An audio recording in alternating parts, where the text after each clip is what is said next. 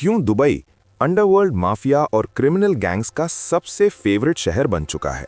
दाऊद इब्राहिम, विजय माल्या, छोटा राजन ऐसे 200 से भी ज्यादा आतंकवादी, क्रिमिनल्स, ड्रग लॉर्ड्स सभी के तार दुबई से जुड़ते हैं।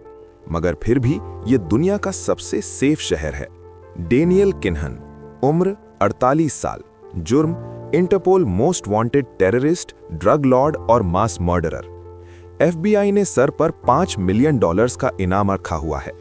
20 अक्टूबर 2025 को डेनियल बुर्ज खलीफा के 40वें मंजिल पर बैठकर अपने सोने की प्याली में कॉफी पी रहा था और अचानक से नीचे से पुलिस का सायरन बजता है, मगर डेनियल के लिए नहीं, नीचे एक फोन चोर को गिरफ्तार करने के लिए। सेम शहर, सेम पुलिस, फोन की चोरी पर जेल, मगर $26 बिलियन की चोरी पर प्रोटेक्शन। और सुनो, सेम शहर, सेम पुलिस, 5 ग्राम ड्रग्स पर फांसी की सजा, मगर 20 देशों के मोस्ट वांटेड ड्रग लॉर्ड्स खुला घूम रहे हैं। क्या ये सिर्फ एक इत्तेफाक है या दुबई का सोचा समझा डिजाइन? साल 2023, वॉशिंगटन DC, एक सीनियर एनालिस्ट मारिया कोवाक्स को एक एन्क्रिप्टेड मेल आता है। Subject: Dubai will never admit this, sender unknown.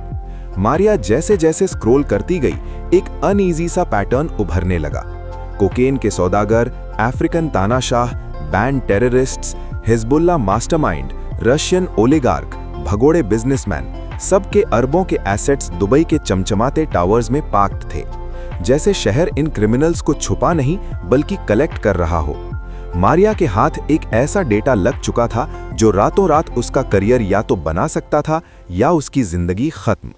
इसके बावजूद पूरे 6 महीने इस डेटा को वेरीफाई करके मारिया और OCCRP की उसकी टीम ने इस पर एक रिपोर्ट पब्लिश की, दुबई अनलॉक्ड। जैसे स्केड्रिक, एक suspected Bosnian gangster, charges global crime syndicate, drug smuggling, मगर एड्रेस बुर्ज खलीफा 7th फ्लोर पर एक लग्जूरियस पेंट हाउस। उसकी बीवी आन्या ग्लिगोरिक, इंस्टा पर एक बहुत बड़ी इन्फ्लुएंसर जिसका करियर अपनी आलीशान जिंदगी दिखाना।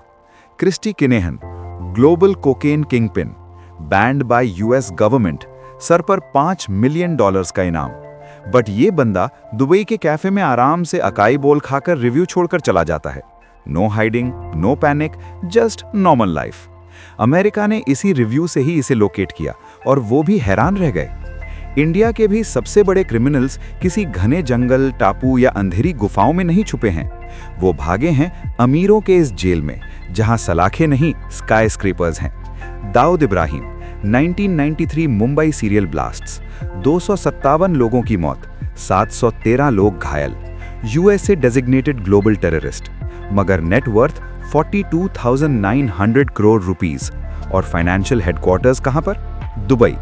नीरव मोदी, भारत से 13,000 करोड़ की चोरी, द इनफेमस PNB स्कैम में फरार। दुबई के इस आलीशान सुनहरे बिल्डिंग में जुमेरा लेक टावर्स में 3 लग्जरी ऑफिसेस चला रहा था। आखिर क्यों ये सभी मोस्ट वांटेड क्रिमिनल्स दुबई पहुंचते ही मोस्ट वेलकम गेस्ट बन जाते हैं? क्या दुबई इस बात से अनजान है या फिर देखकर भी इसे अनदेखा कर रहा है? दुबई अनलॉक रिपोर्ट के कुछ साल बाद सामने आता है एक कंट्रोवर्शियल स्टिंग ऑपरेशन।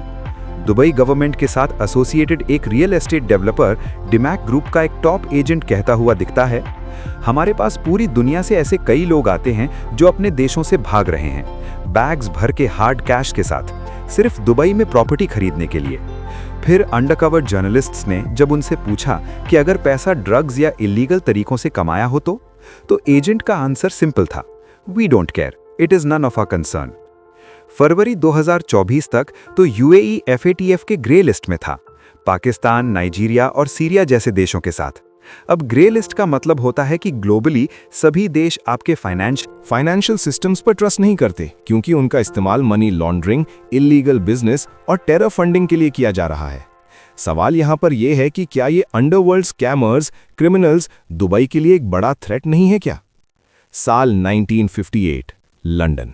एक छोटी सी मीटिंग, एक तरफ ब्रिटिश ऑफिसर और सामने शेख रशीद, दुबई के वारिस और फ्यूचर रूलर। इस मीटिंग में शेख रशीद सिर्फ एक लाइन बोलते हैं जो अगली सुबह तक ग्लोबल हेडलाइन बन जाएगी, Dubai survives on hashish and opium smuggling. बस सच्चाई दुनिया के मुंह पर। शेख रशीद एक वॉकिंग कॉन्ट्रडिक्शन थे। लग्जरी उनके कदमों में, मगर वो सिंपल सरकारी बिल्डिंग से काम करते थे। दौलत उनका हक था, मगर उन्होंने जानबूझकर अपनी जिंदगी को साधारण रखा था। दुबई की जनता के लिए वो एक राजा नहीं, उनके लीडर थे। तो फिर सवाल उठता है कि ऐसे इंसान के राज में दुबई का नाम कैसे बन गया the gold smuggling capital of the world. काला पैसा, शराब, हेरोइन, अफीम, दुबई एक ट्रांजिट पॉइंट बना जहां पर इल्लीगल ट्रेड सीधे रशीद की नजर के नीचे चल रही थी। मगर क्यों? एक तरफ विरासत में मिली लग्जरी को रिजेक्ट करने वाला डिसिप्लिन लीडर, मगर दूसरी तरफ इल्लीगल ट्रेड को टॉलरेट करता हुआ उनका सिस्टम। ये दोगलापन आखिर क्यों? 1930s दुबई एक शहर नहीं, एक चेतावनी थी। कोई स्काईस्क्रेपर्स नहीं, कोई मॉल्स नहीं, बस रेत, गर्मी और मौत सी खामोशी। 1929 से 1940 तक Dubai officially 17 years of hell जी रहा था। खाने के लिए खाना नहीं, पीने के लिए पानी नहीं। द ग्रेट फैमिन के दौर में कई लोग भुखमरी से मर रहे थे, और जो नहीं मरे उन्होंने पेड़ों की सूखी पत्तियां या रेगिस्तान में पाए जाने वाली इन छिपकलियों को खाकर अपनी जान बचाई। इकलौती राहत बन गए टिड्डियों का झुंड। हाँ, दूसरे देशों के लिए जो चीज आफत, दुबई के लिए बन गई राहत। अब लोग कुछ दिन और जी सकते थे। दुबई के राजा शेख सईद बिन मखदूम, शेख रशीद के पिता भी अब कुछ दिन चैन की सांस ले सकते थे। मगर इसके कुछ दशक पहले तक तो दुबई कीमती मोतियों का सबसे बड़ा सप्लायर था। मार्केट में ब्रिटिश, फ्रेंच, इंडियन और अमेरिकन खरीदारों की लाइन लगती थी, सिर्फ दुबई के समुद्र से निकली मोतियों का व्यापार करने के लिए। दुबई अपने गोल्डन एज पर था, मगर सिर्फ एक रात ने सब कुछ बदल दिया। इतिहास में पहली बार किसी ने समुद्र की गहराइयों में पाए जाने वाले पर्ल्स, इन नायाब मोतियों को अपने लैब में इन्वेंट कर दिया था। Lab grown cultural pearls, artificial मगर फ्लॉलेस, और सबसे खतरनाक बात, असली मोतियों से 90% सस्ते दाम में। पूरी दुनिया में सुनामी आ गया, मगर दुबई में खामोशी छा गई। धीरे धीरे करके उनके पर्ल्स की डिमांड घटती गई और इकोनॉमी घुटती गई। फिर आया 1929 का black Thursday, the great depression. Paris, London, New York, वो शहर जो एक वक्त में दुबई के मोतियों को सर पर सजाते थे, अब खुद घुटनों पर गिरने लगे। और दुबई, जहां मोतियां कभी शान थीं, अब वही भूख, गरीबी और मौत का निशान बन गईं। शेख सईद के पास कोई जवाब नहीं था, मगर अब भी जंग जारी थी। दुबई अभी तक नहीं हारी थी। साल 1932, एक उम्मीद की किरण जगती है। बहरीन में पहली बार तेल की खोज होती है। शेख की आंखों में एक उम्मीद की किरण। अब दुबई की किस्मत बदलेगी। 1932 में बहरीन 80 बिलियन बैरल, 1938 में कुवैत 101 बिलियन बैरल, 1939 में सऊदी 250 बिलियन बैरल। पूरी दुनिया की नजरें अब मिडल ईस्ट पर। ब्रिटिश, अमेरिकन, यूरोपियन कंपनीज ने बिलियंस ऑफ डॉलर्स की फंडिंग शुरू कर दी अपने इंडस्ट्रियल रेवोल्यूशन को फ्यूल करने के लिए। कुछ ही सालों में गल्फ एक बंजर रेगिस्तान, वर्ल्ड्स फास्टेस्ट ग्रोइंग इकोनॉमी बनते जा रहा था। तेल से तरक्की के इसी मार्ग पर अब दुबई की बारी थी। मगर अफसोस, जब जमीन को चीरा गया तो निकला सिर्फ 4 बिलियन बैरल। पड़ोसी शहरों के तेल के समुद्र के सामने एक छोटी सी बूंद। दुबई एक बार फिर से वहीं पर रह गया, कंगाल, डेस्परेट और दुनिया के लिए अदृश्य, एक मछुआरों का गांव। जिनको दुनिया भूल चुकी थी। इरेलेवेंस का अंधेरा, मौत का डर। लेकिन इसी अंधेरे में एक आग जलना शुरू होती है। 1958 में हो जाती है एक और अनहोनी। 10 सितंबर, दुबई के राजा शेख सईद अपनी आखिरी सांसें गिन रहे थे और उनके बेटे शेख रशीद राज संभालने वाले थे। डेथ बेड पर शेख रशीद अपने पिता को एक वचन देते हैं, दुबई खत्म नहीं होगा, ये मेरा वादा है। मगर कैसे? कहना आसान था, करना मुश्किल। कोई तेल नहीं, कोई बड़ी फैक्ट्री नहीं, कोई भविष्य नहीं। शेख रशीद को विरासत में तख्त नहीं, कर्ज मिल रहा था। शेख रशीद एक ऐसे खेल में थे जहां पर दुबई की मौत निश्चित थी।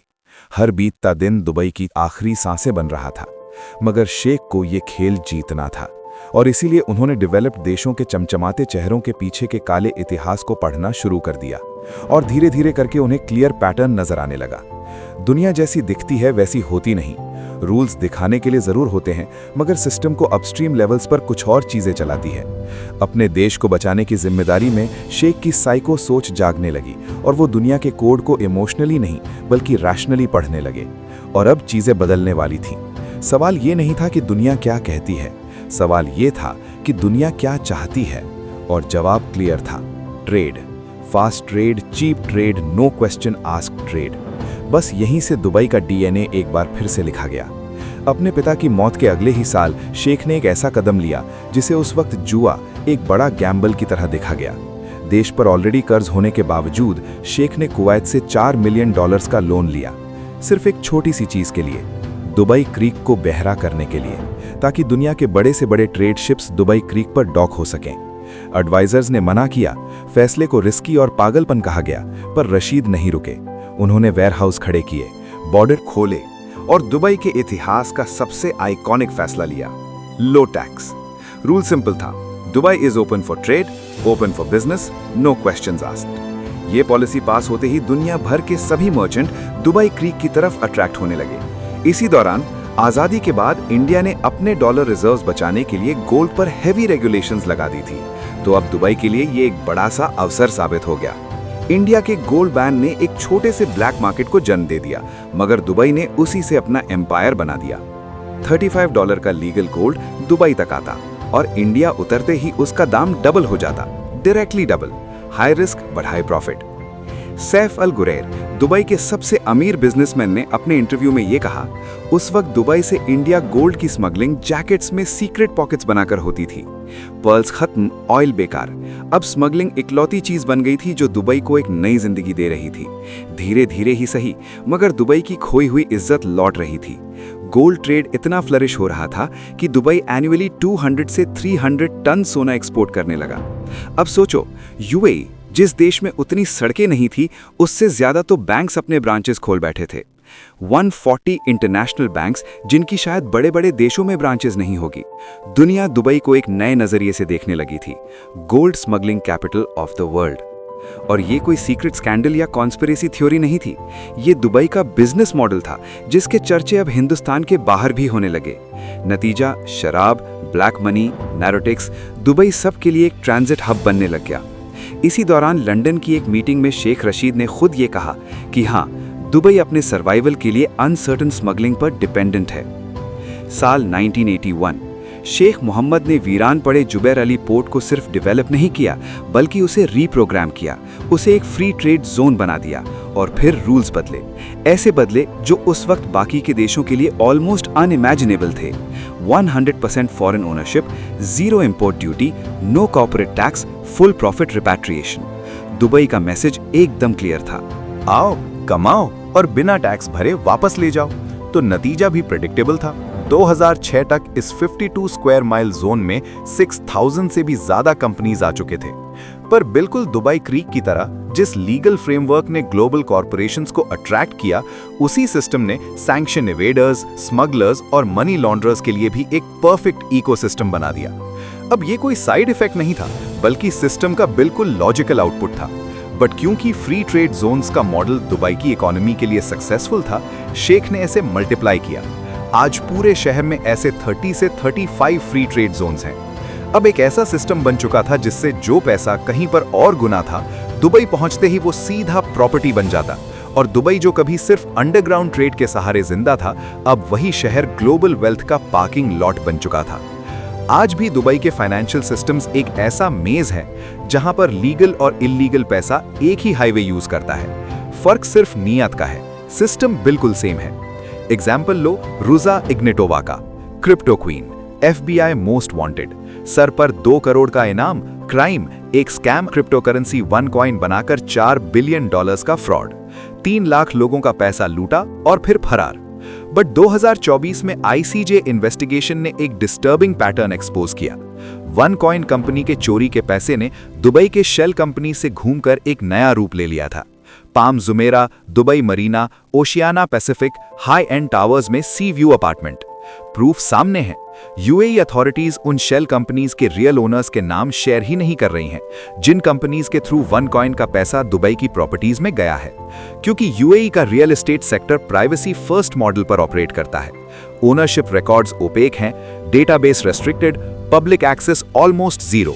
और इसीलिए लीगल केसेस में यह प्रूव करना ही डिफिकल्ट है कि मनी लॉन्डर हुआ है, पैसों को किसी शेल कंपनी के थ्रू किसी प्रॉपर्टी में इन्वेस्ट किया गया है।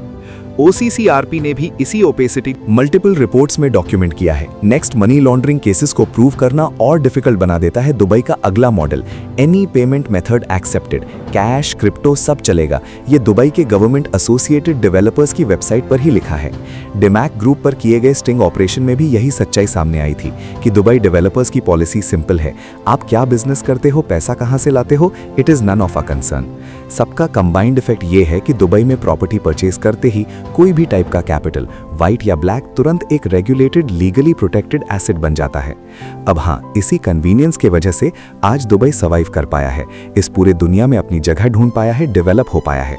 एक डूबते मछुआरे गांव का शहर ग्लोबल इन्वेस्टर्स का हब बन पाया है।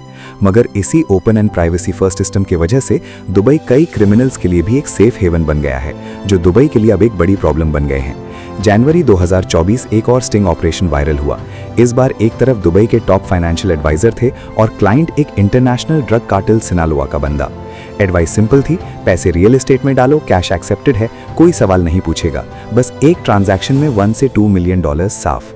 डेटा भी यही बताता है, सिर्फ एक साल में दुबई के $10 मिलियन से ऊपर की प्रॉपर्टीज की सेल्स 54% से बढ़ चुकी है।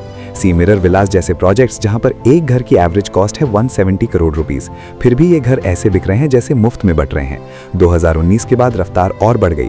गोल्डन वीजा से अब तो लॉ अलाउ करता है कि अगर कोई भी फॉरेनर 2 से 2.5 करोड़ रुपए की प्रॉपर्टी खरीद ले तो उसे यूएई के लॉन्ग टर्म रेजिडेंसी मिल सकती है। No stress, no hassle, developers खुद एजेंट बन के पूरा प्रोसेस हैंडल कर रहे हैं। डिमैक जैसे ग्रुप्स तो ओपनली पीओसी नंबर्स तक लिस्ट कर चुके हैं। मैसेज अब भी बिल्कुल क्लियर है, पैसा लाओ, प्रॉपर्टी खरीदो और सिस्टम के अंदर सेटल हो जाओ। इंटरनेशनल लीगल प्रेशर से भी काफी हद तक प्रोटेक्शन मिल जाएगा। यूएई के सिर्फ 27 देशों के साथ फॉर्मल एक्सट्रेडिशन ट्रीटीज हैं, मतलब दुनिया के लगभग 160 देशों के साथ कोई एक्सट्रेडिशन ऑब्लिगेशन नहीं है।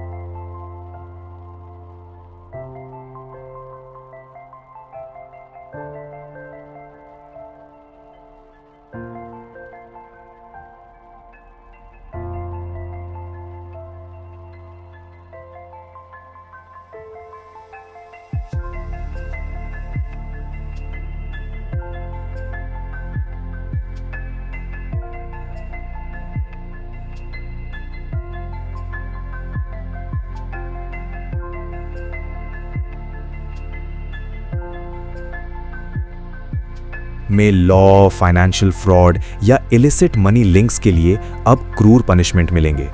पर इस लॉ का सबसे इंपॉर्टेंट सेक्शन ये है कि अथॉरिटीज को अब डायरेक्ट प्रॉपर्टी जब्त और फंड्स कन्फिस्केट करने की लीगल पावर मिल गई, ताकि नो एम्बिग्विटी, नो डिले। और फाइनली आया 23 फरवरी 2024 का दिन, FATF का अगला announcement. UAE has completed it's action plan. 2 साल सिस्टम रीबूट और UAE ग्रे लिस्ट से बाहर, and this was historic. So all this was really interesting and fascinating, but एक जवाब अब तक मिला नहीं है। क्या दुबई और शेख रशीद के पॉलिसीज मॉरल थे या इमॉरल? याद है मैंने एक बात कही थी, तख्त संभालते ही शायद शेख रशीद ने UK, सिंगापुर और स्विट्जरलैंड जैसे कई देशों को बारीकी से पढ़कर एक पैटर्न देखा था, और फिर जन्म हुआ दुबई के नए DNA का। क्या था वो पैटर्न जिसने रातों रात दुबई को इन जैसे देशों की तरह ट्रांसफॉर्म कर दिया? लंदन आज फाइनेंशियल कैपिटल लगता है, पर इसका पहला काम था लूट के पैसे छुपाना। कॉलोनियल लूट, डिक्टेटर्स का वेल्थ, वॉर प्रॉफिटियरिंग, ओलिगार्क का मनी, सब लंदन के रियल एस्टेट और बैंक्स में पार्क होते। मगर कोई नहीं पूछता, क्योंकि ब्रिटेन ने एक रूल समझ लिया था, पैसा पहले आता है, मोरालिटी बाद में लिखी जाती है उसी पैसे से। सेम स्विट्जरलैंड ने भी किया, कहा हम न्यूट्रल हैं, पर असली मतलब था हम सवाल नहीं पूछते। नाजीज का सोना, डिक्टेटर्स के अकाउंट्स, वॉर के एसेट्स, इल्लीगल पैसा, सब स्विस बैंक्स में सेफ। गैर कानूनी है 100%, मगर उसे कहा जाता है banking secrecy, financial privacy. System same, बस लैंग्वेज अलग। सेम इतिहास सिंगापुर का भी है। लोगों के लिए रूल्स वेरी हार्ड, पैसों के लिए रूल्स वेरी सॉफ्ट।